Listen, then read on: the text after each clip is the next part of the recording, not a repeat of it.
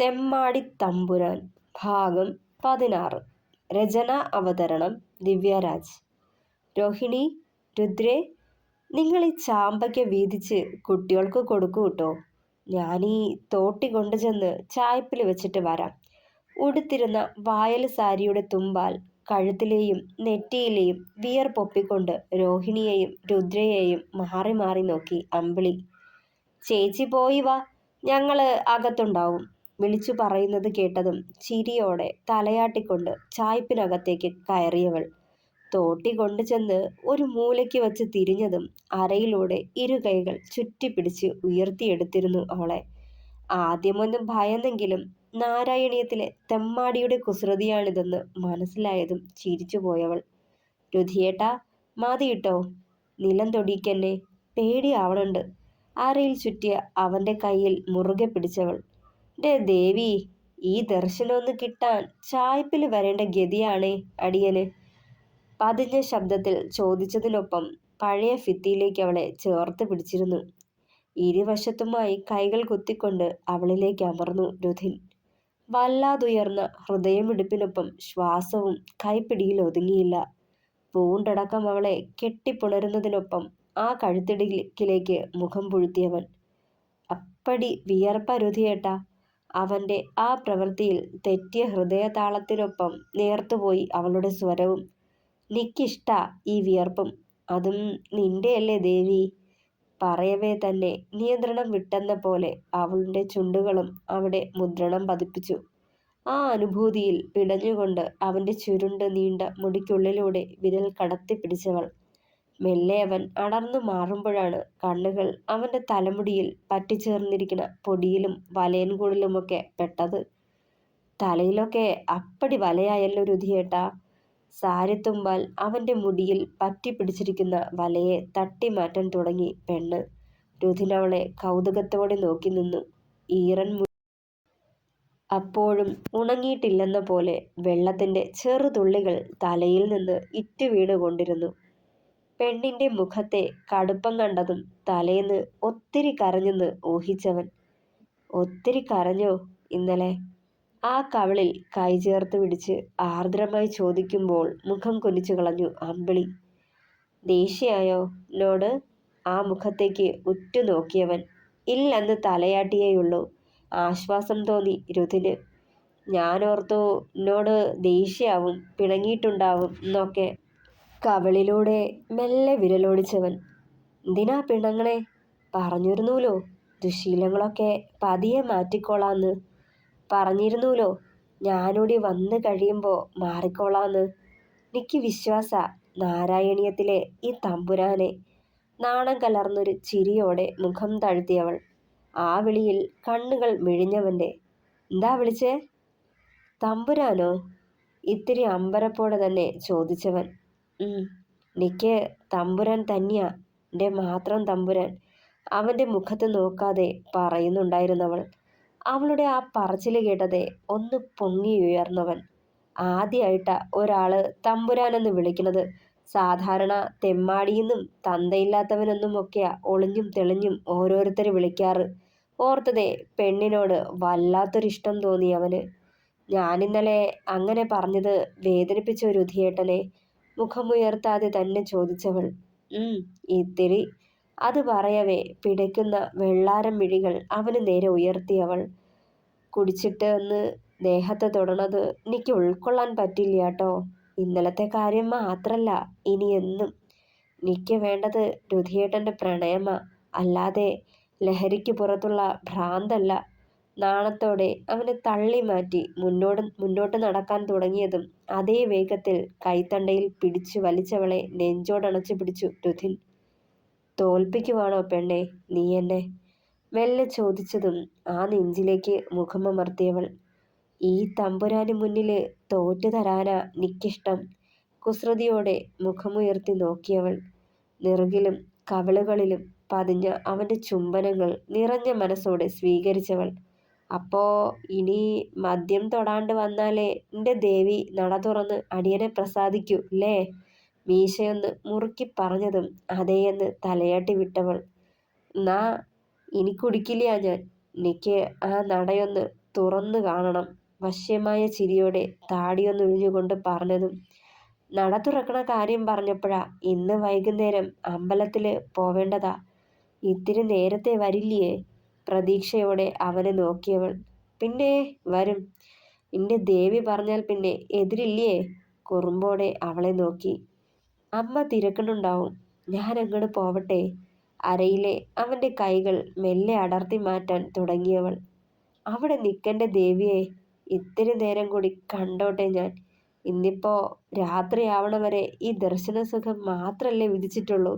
അവളുടെ മൂക്കിലെ ചുവന്ന കല്ല് വെച്ച് മൂക്കുത്തിയിൽ വിരലമർത്തിയവൻ. ഡേ, പോവാൻ വിട്ടേക്കൂ. ആരേലും വരൂ കേട്ടോ.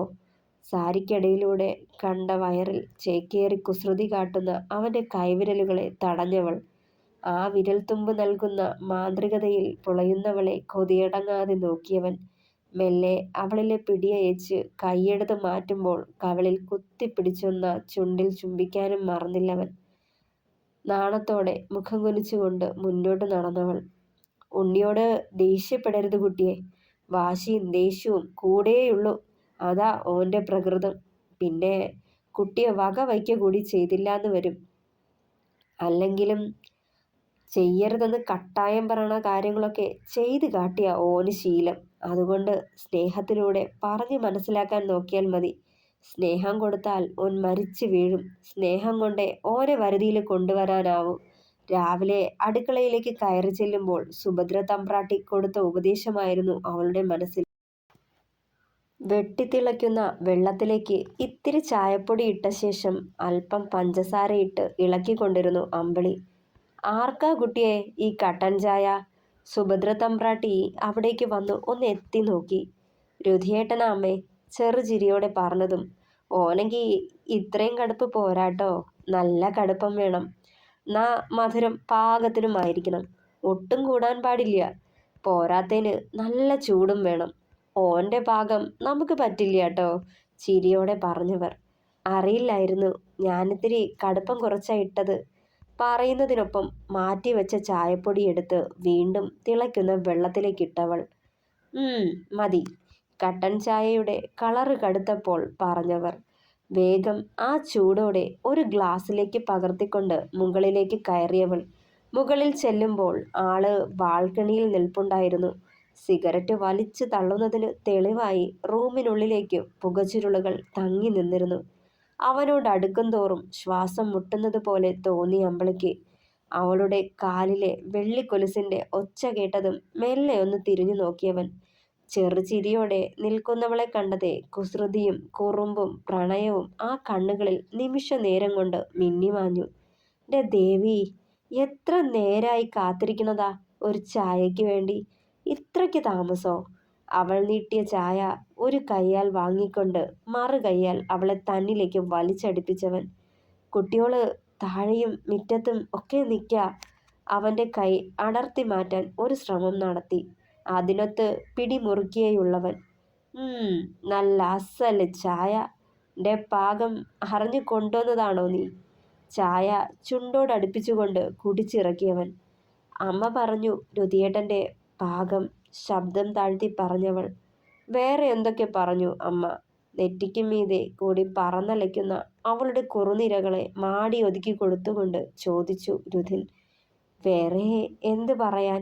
ചെറുചിരിയുടെ ആ തോളിലേക്ക് ചാഞ്ഞവൾ മെല്ലെ അവളെയും കൊണ്ട് അകത്തേക്ക് ചെന്നു. കട്ടിലിലേക്ക് കയറി ഇരുന്നു കൊണ്ട് അവളെ നോക്കുമ്പോൾ ആ നെഞ്ചിലേക്ക് ചാഞ്ഞിരുന്നവൾ.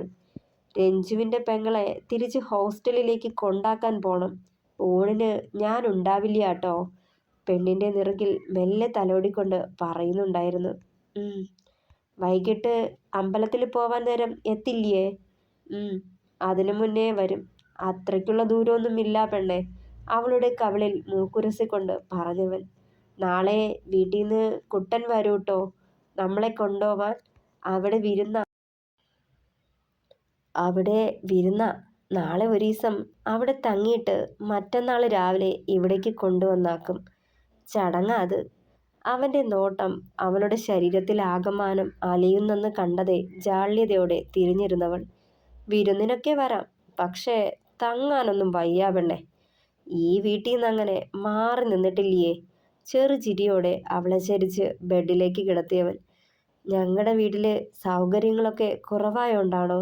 പരിഭവത്തോടെ നോക്കിയതേ. ഏയ്, അതൊന്നുമല്ല. എനിക്കെൻ്റെ ഈ റൂമിൽ കിടന്നാലേ ഉറക്കം വരൂ. പറയവേ അവൻ്റെ അധരം അവളുടെ സിന്ദൂര ചുവപ്പിൽ മെല്ലെ പതിച്ചു. നാണത്താൽ ചുവന്നു തുടുത്ത പെണ്ണിൻ്റെ മുഖത്തേക്ക് മെല്ലെ മുഖമടുപ്പിച്ചവൻ. ഡേ ദേവി, കൊതിപ്പിക്കുകയാണോ നീ? ഓരോ നിമിഷവും ഓരോ മാത്രയും അണിവയറിൽ പറ്റിച്ചേർന്ന് കിടക്കുന്ന വായല സാരിയിലൂടെ മുകളിലൂടെ കൈകൾ അമർന്നവൻ്റെ. കാത്തിരിക്കാൻ പോലും ക്ഷമയില്ലെന്നായി. വശ്യമായ ചിരിയോടെ അവളുടെ കഴുത്തിടുക്കിലേക്ക് മുഖമമർത്തിയവൻ. അവൻ്റെ താടിയും മീശരോമങ്ങളും ദേഹത്ത് പതിഞ്ഞതും കുറുകിക്കൊണ്ട് ആ നെഞ്ചോരം ചോർന്നവൾ. മെല്ലെ മുഖം പിടിച്ചുയർത്തിക്കൊണ്ട് അവളിലേക്ക് മുഖമടുപ്പിച്ചതും മുഖം ചുളിച്ചുകൊണ്ട് തിരിഞ്ഞു കളഞ്ഞു അമ്പിളി. എന്തേ? കണ്ണു കുറുക്കിയുള്ള ചോദ്യം എത്തിയതും. നിക്കി മണം പിടിക്കില്ലാട്ടോ. മൂക്ക് പൊതിഞ്ഞു പിടിച്ചതും. നാളെ ഒക്കെ ശീലാക്കണം എൻ്റെ ദേവി. അവളുടെ ഉടലിൽ അവൻ്റെ വിരലുകൾ താളമിട്ട് തുടങ്ങിയിരുന്നു. ശീലം മാറ്റി തുടങ്ങണ്ടേ? മെല്ലെ ചോദിച്ചതും. അതിന് സമയാവണ്ടേ പെണ്ണെ? പറയവേ അവളുടെ കഴുത്തിൽ മൂക്കുരസിക്കൊണ്ട് പറഞ്ഞവൻ. മാറ്റണം. വേണ്ടാത്ത ശീലങ്ങളൊന്നും വേണ്ടാട്ടോ. എൻ്റെ തമ്പുരാനിങ്ങനെ കുടിച്ച് വലിച്ച് നടക്കണത് എനിക്കിഷ്ടല്ല. അവൻ്റെ നെഞ്ചിലേക്ക് മുഖം ചേർത്തവൾ. മാറണം എന്നുണ്ട്, പക്ഷേ മനസ്സ് വഴങ്ങണില്ല പെണ്ണെ. പതിഞ്ഞ ശബ്ദത്തിൽ പറഞ്ഞതും. നിക്ക് വേണ്ടി മാറണം എൻ്റെ തമ്പുരാൻ. കൊഞ്ചലോടെ പെണ്ണത് പറയുമ്പോൾ വല്ലാത്തൊരിഷ്ടം തോന്നി അവന്. ഞാൻ ഇറങ്ങാണേ. വല്യമ്മയോട് പറയണ്ട. അടുക്കളത്തോട്ടത്തിൽ നിന്നും പഴുത്തു തൊടുത്ത തക്കാളികൾ ഒരു വട്ടിയിലേക്ക് അടർത്തി വെക്കുമ്പോൾ പിന്നിലൂടെ വന്ന് പുണർന്നവൻ. വെപ്രാളത്തോടെ ചുറ്റും നോക്കിയവൾ. ആരുമില്ലാന്ന് കണ്ടതും നെഞ്ചിൽ കൈവച്ചു. ഈ പേടിയും പിടപ്പുമൊക്കെ ഇന്നത്തോടെ മാറ്റി തരണുണ്ട് ഞാൻ.